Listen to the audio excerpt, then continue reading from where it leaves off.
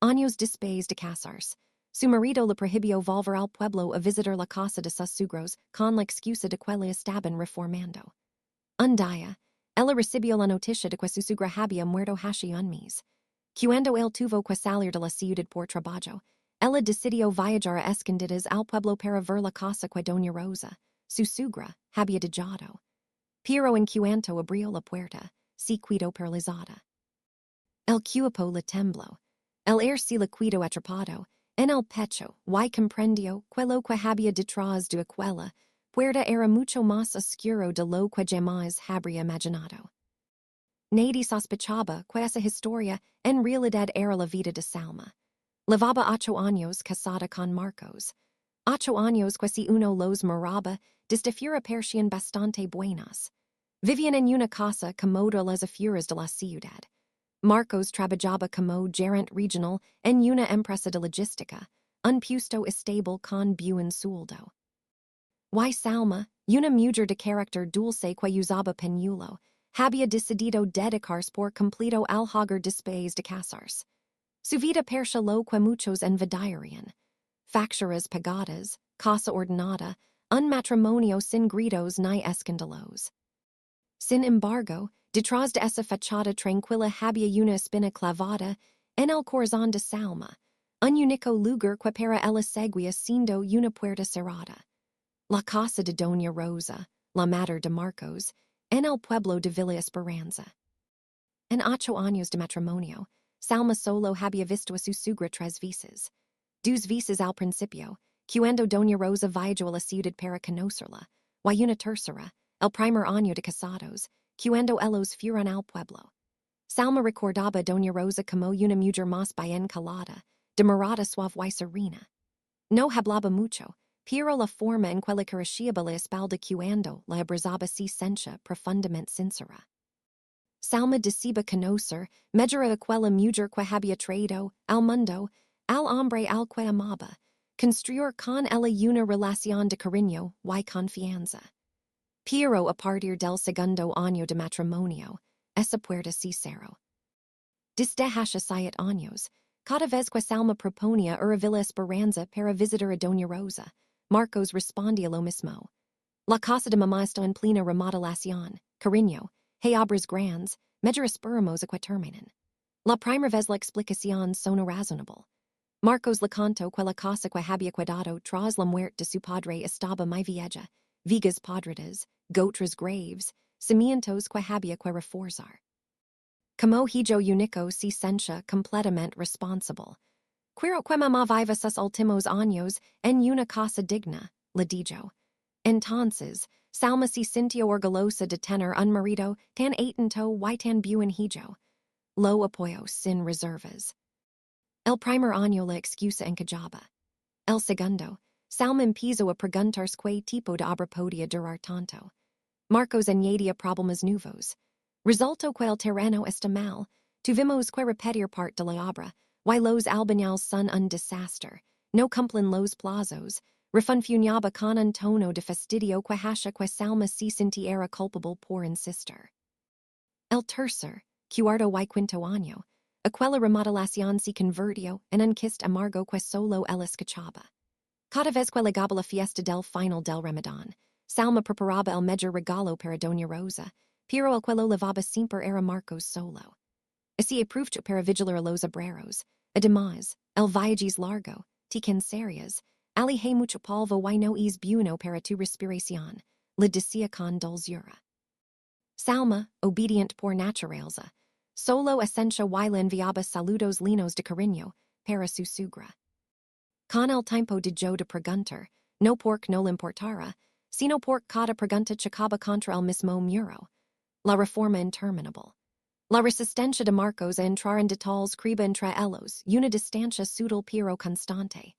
En todo lo demás, él seguía siendo un buen marido, atento, siempre pendiente del amor cuando viajaba, sin descuidar nunca sus necesidades. Pero bastaba que Salma mencionara a doña Rosa o la casa del pueblo para que Marcos se volviera her médico. A la defensiva, como si alguien hubiera apagado de golpe la luz en su mirada. Durante un tiempo, Salma intento mantener el contacto con Doña Rosa por teléfono. Al principio, la suegra contestaba. Su voz sonaba débil, pero cariñosa. Cada vez que Salma le preguntaba cuándo podían ir a visitarla, Doña Rosa respondía con un susurro resignado. Pregúntale a Marcos, hija, yo hago lo que él diga. Pero en los últimos 2 años ese número dejó de responder.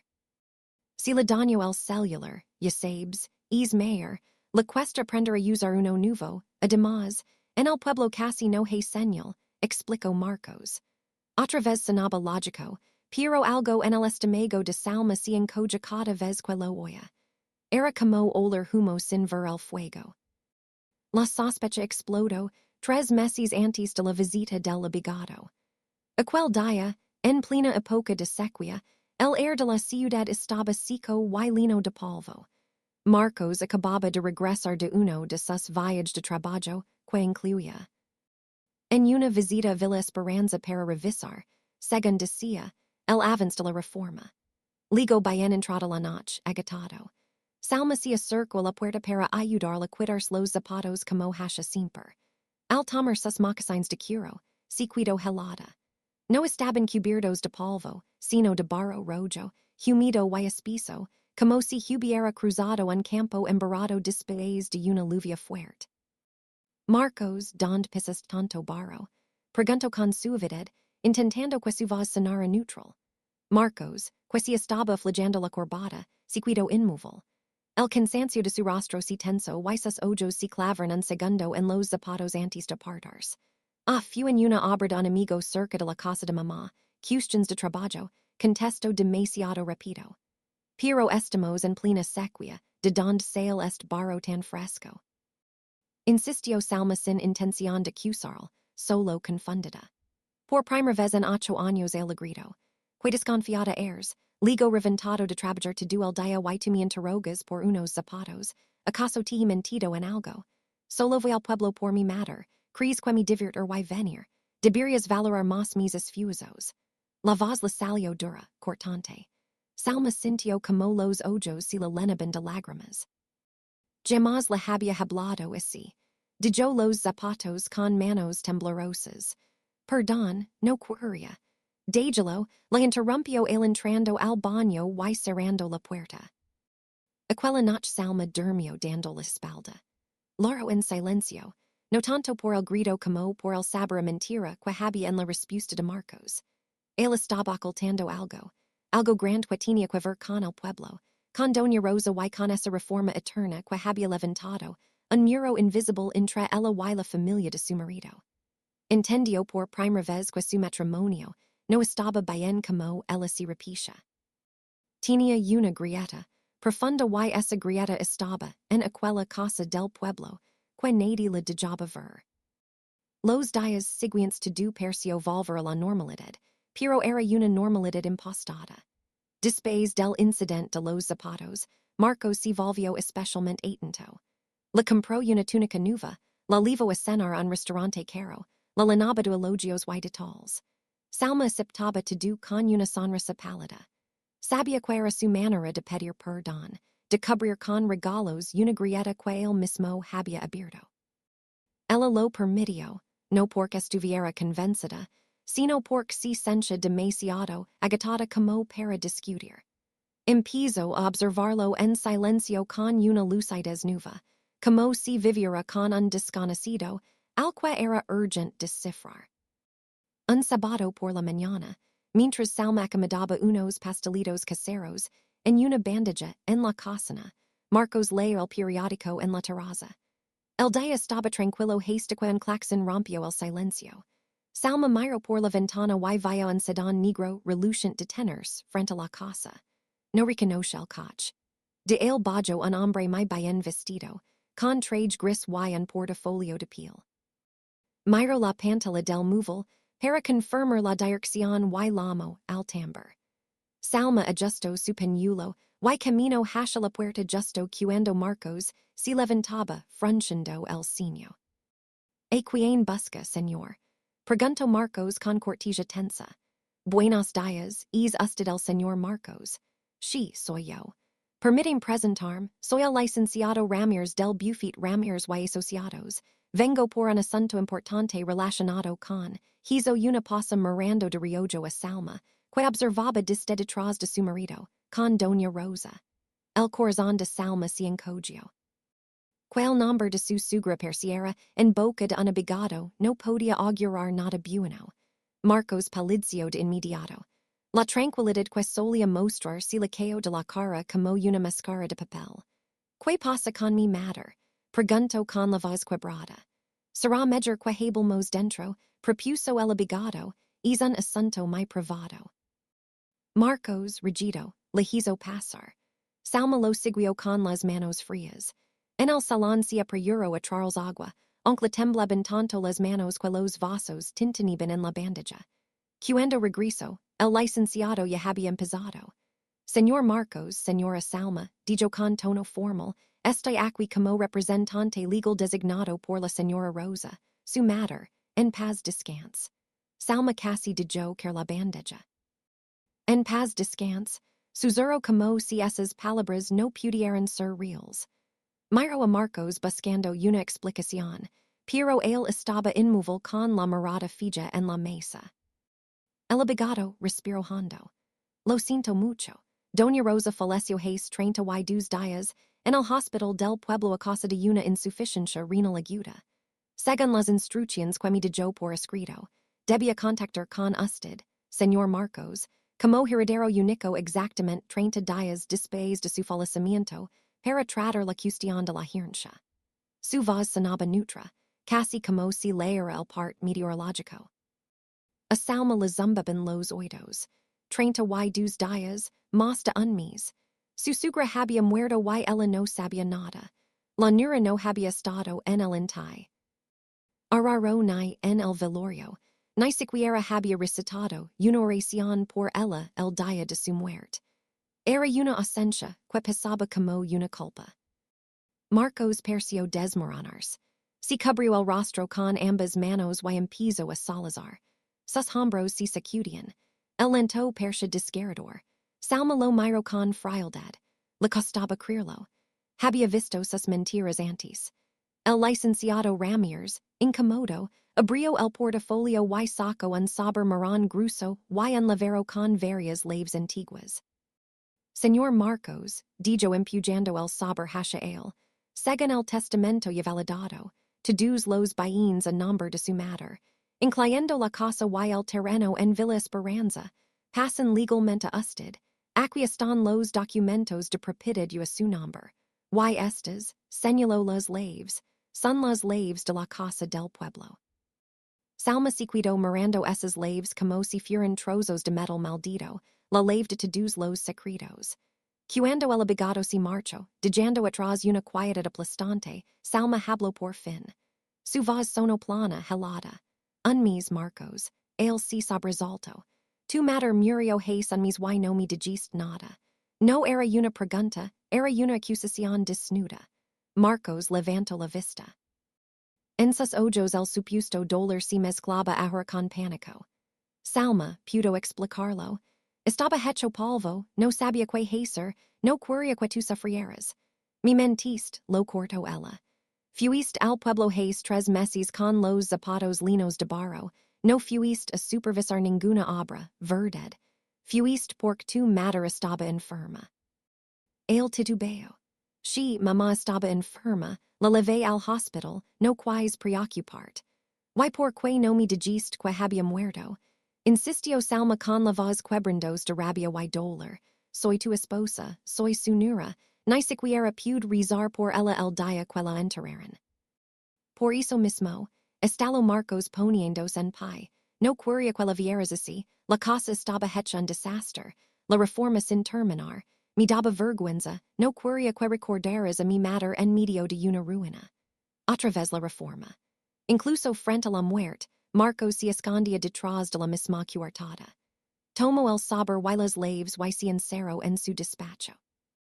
Salma escuchó el chasquido de la cerradura, del cajón del escritorio guardando aquellas leves y con ellas todos sus secretos.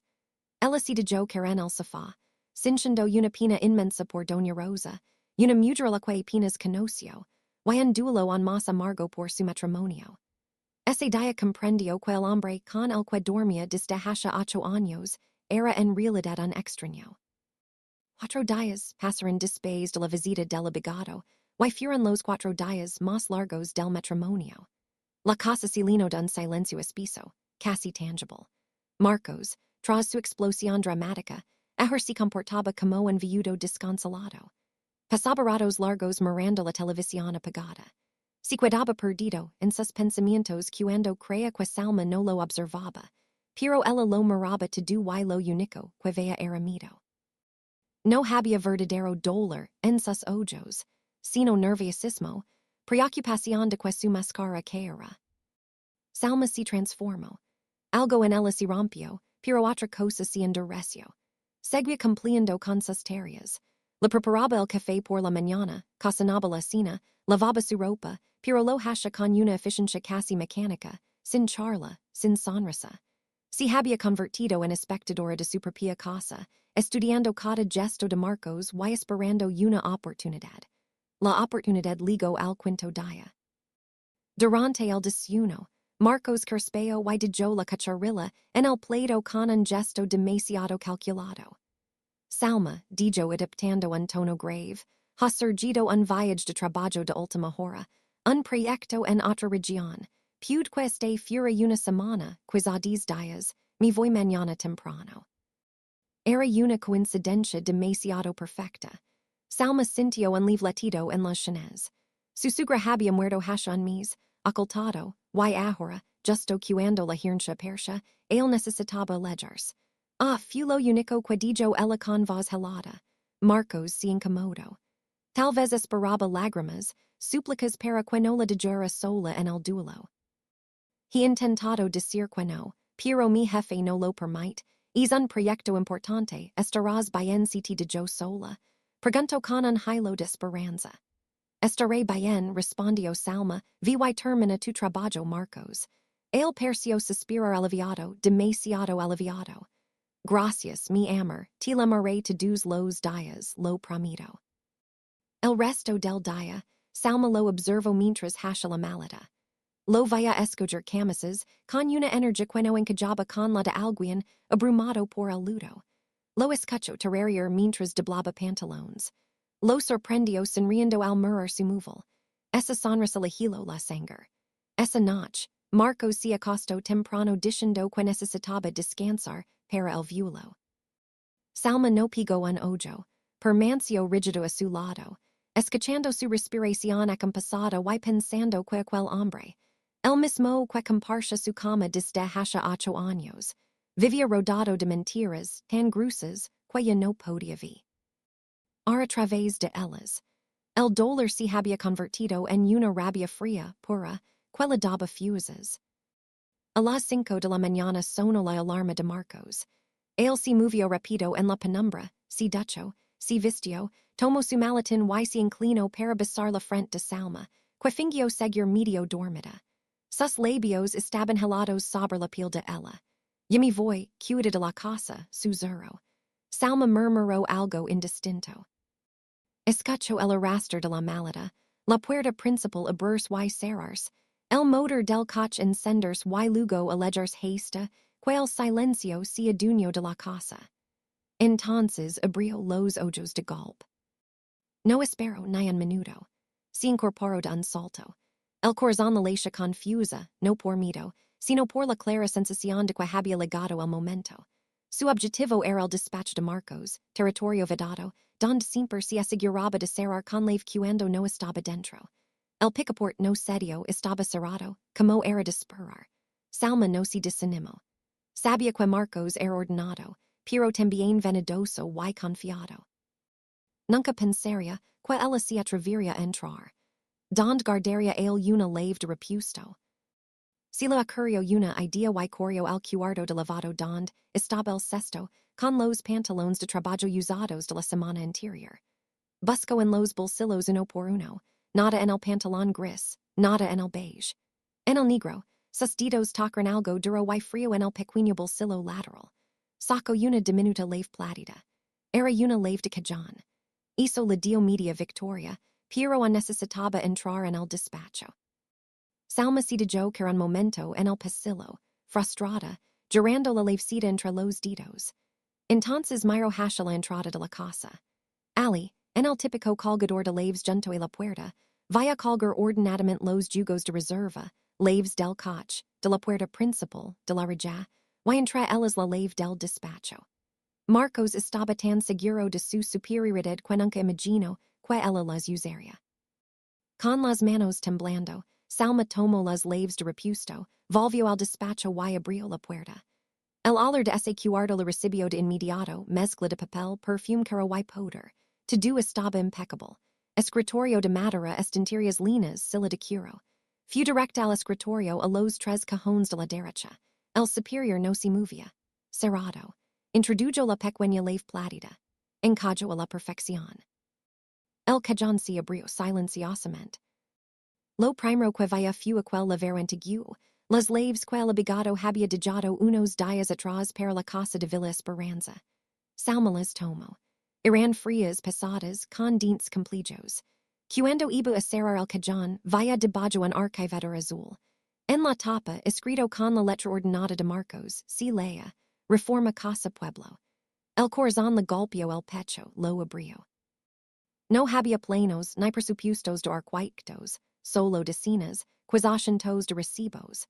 Recibos de compra de materiales de construcción, sacos de cemento, 5 camiones de harina, 50 barras de hierro, latas de pintura, tejas, todo expedido por la misma ferretería de la ciudad con fechas, cuidadosamente distribuidas al final de cada mes durante 7 años. Era demasiado perfecto, demasiado simétrico. No era el desorden real de una obra, sino la contabilidad pulida de una mentira, cuidadosamente construida. Entre los recibos, escondida casi al azar, había una nota pequeña, un trozo de papel arrancado de un cuaderno con una letra que no era la de Marcos. Era una letra inclinada, nerviosa, claramente femenina. Decía, si lo acabo la medicina otra vez la necesita. No yo ella. Salma apretó el papel en la mano. ¿Qué medicina? ¿Quién? Ella. ¿Quién había escrito aquello? La reforma ya no tenía nada que ver con albañiles. Había algo más oscuro. Guardó las laves del pueblo en el bolsillo interno de su ropa, devolvió el archivador y la lavecita su sitio, cerró el cajón, el despacho y colgó las laves de la casa donde estaban. No quedaba rastro de su intrusión. De pie en la sala, con el lavero frío en el bolsillo, sintió que el miedo se desvanecía. Ali dentro solo quedaba determinación. Se dio una hora para prepararse. No podía arriesgarse que Marcos la amara y percibiera algo extraño en su voz. Tenía que sonar normal. Si dacho. Rezó la oración del amanecer con una concentración forzada, pensando todo el tiempo en las laves escondidas sobre su pecho, y después en poco. No levo malada, habría amado demasiado la atención. Tomó una mochila vieja de las que usaba para ir a las clases de estudio religioso, y metió en ella 2 túnicas largas, pañuelos a jugo, ropa interior, un jugo de oración y lo más importante, todo el efectivo que tenía tanto en su cartera como en un cajón secreto. No pensaba usar tarjetas. Cualquier movimiento bancario podría ser rastreado. Agarró el móvil, dudó un instante y llegó a una conclusión. Si lo apagaba, Marcos sospecharía y podría decidir volver antes. Lo dejó encendido en modo silencio. Si él llamaba, simplemente no. Contestaría y luego le enviaría un mensaje cualquiera. Estaba en la ducha, me quedé dormida, sería suficiente. Pidió un taxi por aplicación hasta la terminal de autobuses interurbanos, no la estación de tren. Los trenes tienen más cámaras, más registros. La terminal de buses, con su caos y ruidos, era el mejor lugar para volverse invisible. El trayecto hasta la terminal le pareció irreal. Sentada en el asiento trasero, miraba como la ciudad despertaba, gente corriendo a sus trabajos, niños con mochilas rumbo al colegio, vendedores ambulantes empezando el día. Salma sentía que se despegaba de su propia vida, como si, en lugar de ser una esposa de casa tranquila, fura una fugitiva, pero no huía de la ley, sino de la mentira. En la terminal compró un billet de autobús económico, haste a la ciudad más cercana a Villa Esperanza, no haste al pueblo mismo. No quería que ningún registro apareciera el nombre del destino exacto. Pagó en efectivo y tomó asiento junto a la ventana. El bus se lino pronto, oliendo a mezcla de sudor, comida y gasolina. A Salma no le importó. Mientras el vehículo se ponía en marcha, dejando atrás el bullicio de la ciudad, sintió un extraño alivio. Era la primera vez en mucho tiempo que estaba fuera del alcance directo de Marcos y sus explicaciones envenenadas. El viaje duró unas 5 horas que ella pasó mirando el país desfilar, edificios sustituidos por campos verdes, humo por más limpio, el asfalto denso de la ciudad por carreteras bordadas de árboles. En su cabeza las piezas trataban de encajar. Marcos decía que la casa estaba destruida, en reforma total, pero todo el material comprado se quedaba en la ciudad según los recibos. La nota hablaba de medicinas. El abogado dijo que Doña Rosa había muerto en el hospital por un problema de riñón. Era cierto o Doña Rosa había agonizado en casa. ¿Quién era la mujer de la nota y para quién eran esas medicinas?